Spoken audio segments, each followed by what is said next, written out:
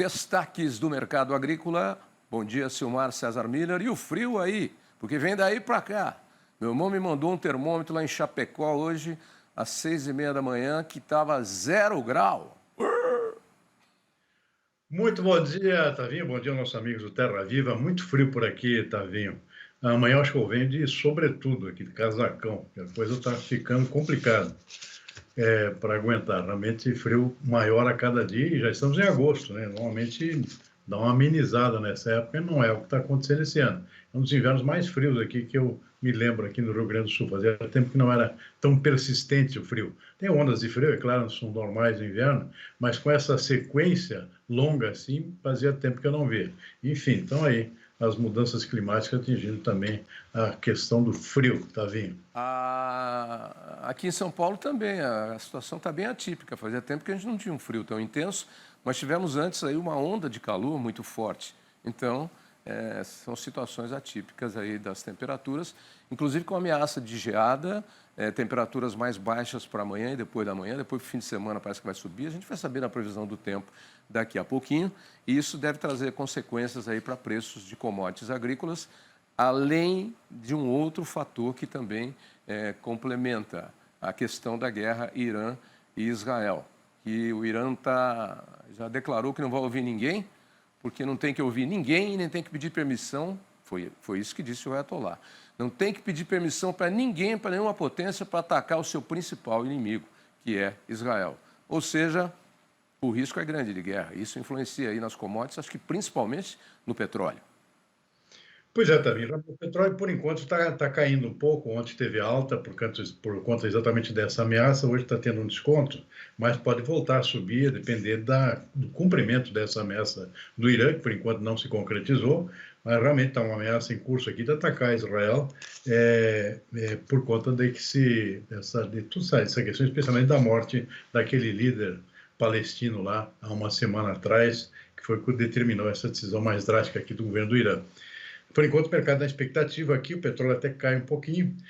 Mercado financeiro com dólar também com uma pequena queda de 0,1%, R$ 5,49. Mercado de ações em alta, 0,7%.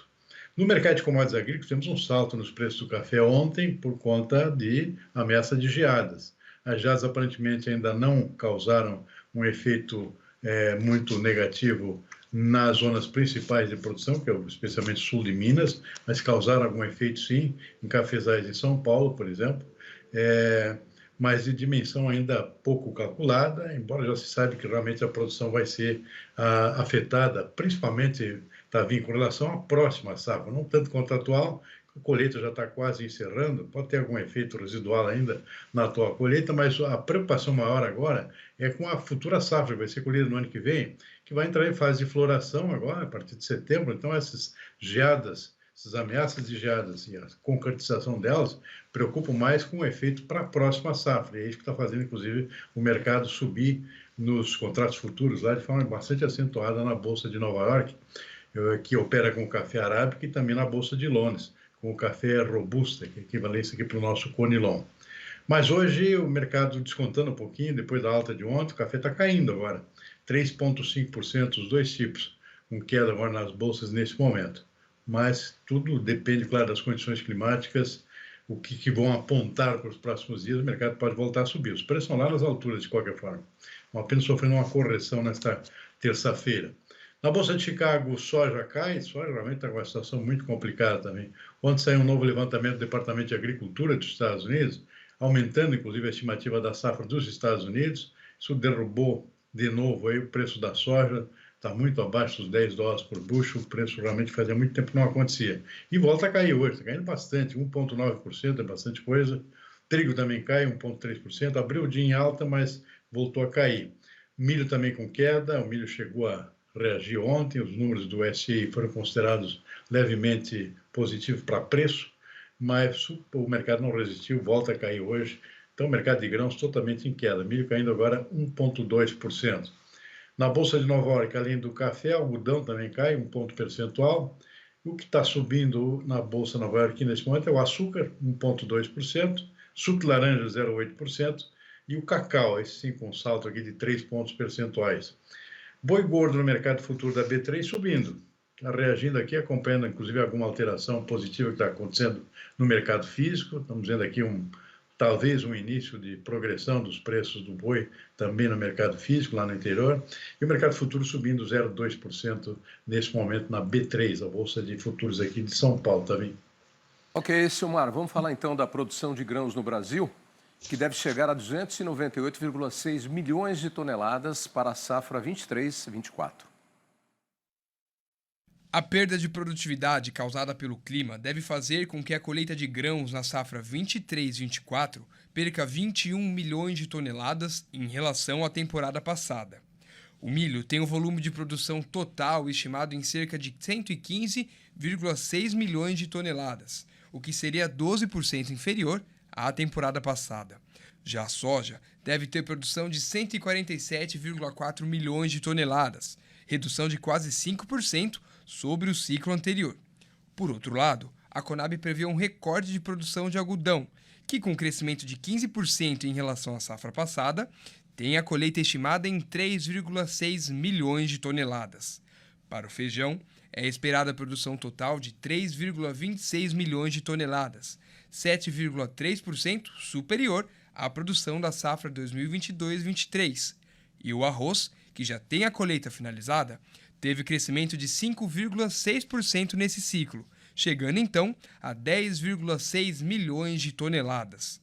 Dentre as culturas de inverno, o trigo tem colheita estimada em 8,9 milhões de toneladas e um crescimento de 9% em relação à safra passada.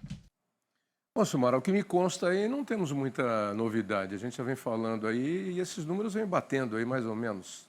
Tem alguma exceção? Tavinho, são números que se consolidam aqui, sobre a safra de verão, já está liquidada praticamente, não tem mais muita coisa a mudar. A Conab simplesmente fez alguns ajustes finais, confirmando aqui um aumento na produção de algodão, arroz e feijão, e a queda já esperada na produção de milho e soja, que vem lá desde o início do ano. Tivemos aqui um plantio de safra de inverno que está terminando, perdão, colheita de safra de inverno que está terminando agora, o milho segunda safra, com uma produção em torno de 90 milhões de toneladas, ficou abaixo também do ano passado por redução de área e também por questões climáticas. Então, o que houve de alteração mais significativa aqui foi a produção de trigo, que está em andamento ainda, a safra não foi colhida ainda, a safra de inverno, reduzindo aqui para 8,8 milhões de toneladas, a previsão anterior era quase 9 milhões, portanto, há um ajuste para baixo aqui, especialmente por clima desfavorável no Paraná. No Rio Grande do Sul, o único problema que tem pela frente aqui é a possibilidade de geadas, na fase mais crítica de desenvolvimento do trigo, mas por enquanto está andando tudo bem, e a colheita vai acontecer mais lá para frente, lá a partir de setembro, outubro, portanto ainda pode sofrer alterações.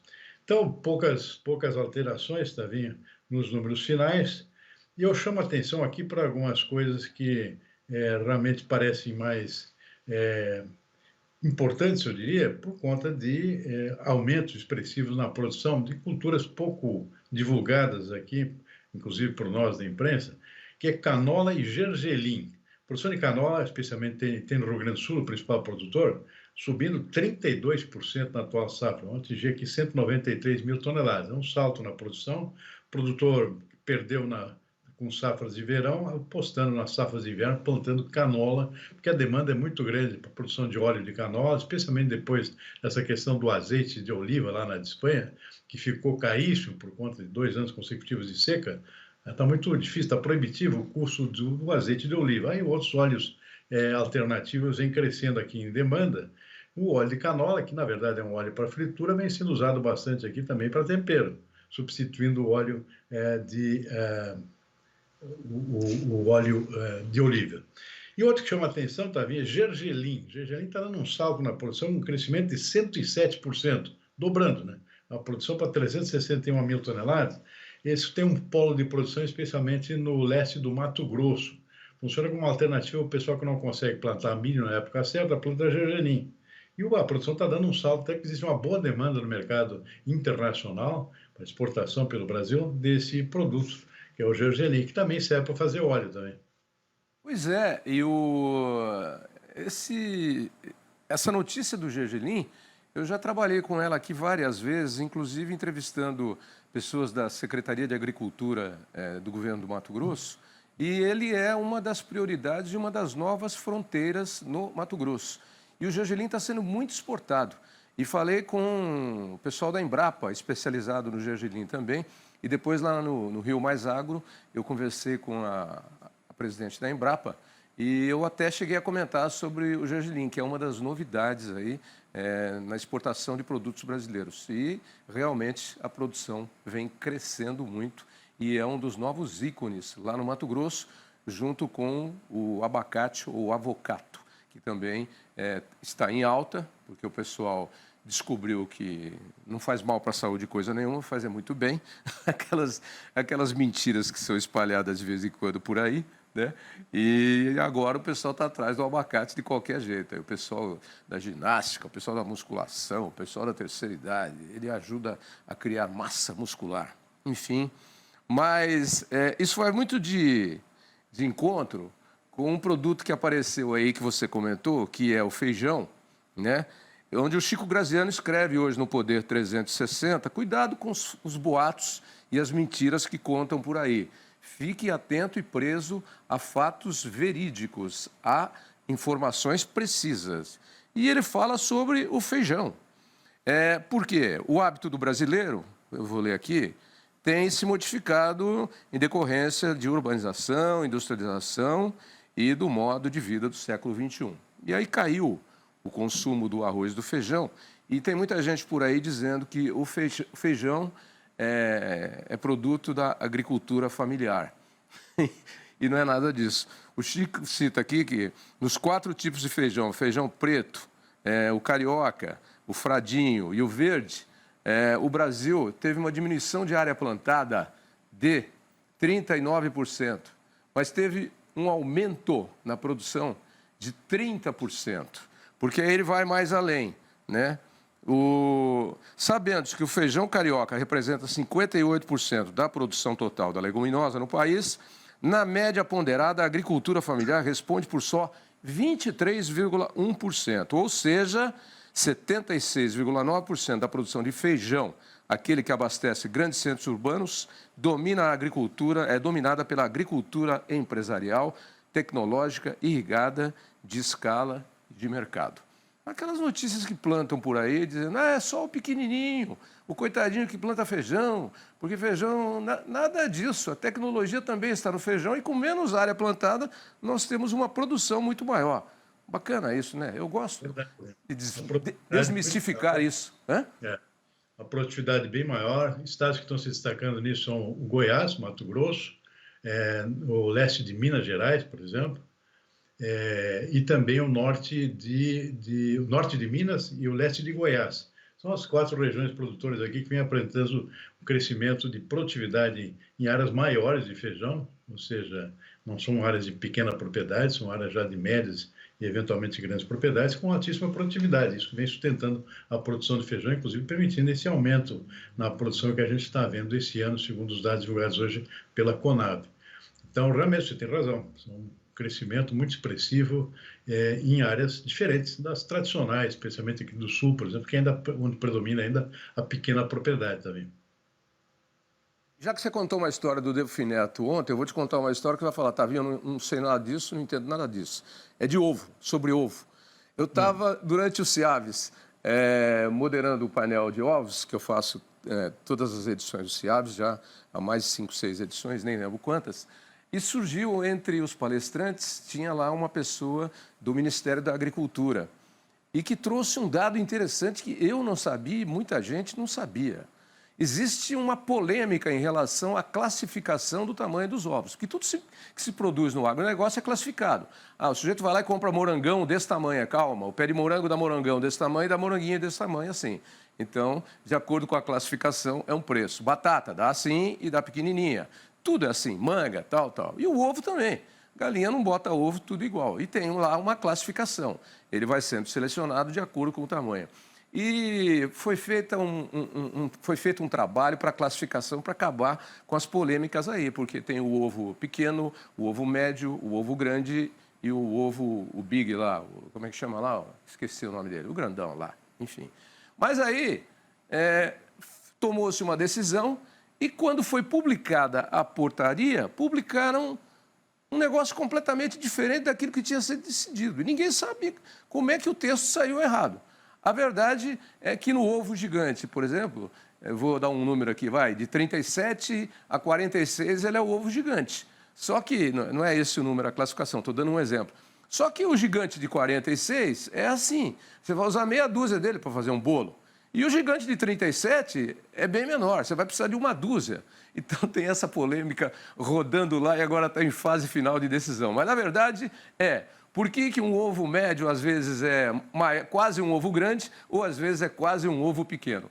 O consumidor, às vezes, vai lá na hora de comprar e fica com a pulga atrás da orelha e o ponto de interrogação. Então, estou esclarecendo aqui. Estão tentando resolver esse negócio. O tamanho do ovo que a galinha bota. Essa eu não sabia, David. Essa eu não estava acompanhando, realmente, não estava por dentro. Eu lembrei disso ontem, porque saiu aí uma normativa de classificação de carcaça de frango, para justamente padronizar, né? E aí eu me lembrei da história do ovo lá no simpósio. Então, é por isso. Veja lá o tamanho do ovo que você está comprando, porque você vai precisar usar mais ou menos até que se resolva qual é o tamanho ideal do pequeno, do médio e do grande, né? E do gigante. Enfim, são coisas que acontecem. Estou tentando resolver. Enquanto isso, a galinha fica lá penando. Eu imagino a galinha coça a cabeça, porque o avicultor vai lá para a galinha e fala: como é que você me põe um ovo gigante desse tamanho, pequeno assim? A galinha fala: mas é o que eu consigo, a genética que eu tenho é essa. Não, mas a galinha do vizinho bota ovo amarelinho. Não, isso aí é outra história. A galinha do vizinho bota um ovão lá e você... Mas é a genética que eu tenho, patrão. O que eu faço? Coitada da galinha, por enquanto.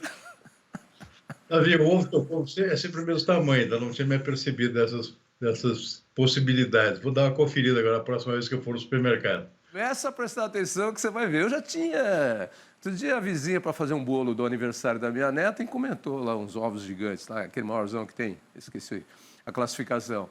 E aí, quando surgiu essa história, eu me lembrei. Falei, caramba, se você uma dúzia de ovos, às vezes dá até 30% a mais de proteína, né, da gema e da albumina, que é a clara, que também o pessoal está comendo muito ovo hoje, aumentou o consumo, porque também é importante para a massa muscular de quem pratica em qualquer idade, de crianças, de atletas, de não atletas, pessoas de terceira idade. Enfim, o ovo está na moda também. E a questão do tamanho do ovo estão resolvendo lá. Deve sair a portaria logo, logo aí. Vamos aguardar. Tchau, Silmar. Bom frio. Tchau, Tavinho. E amanhã estamos de volta aí com mais frio possivelmente. Essa é a previsão. Legal.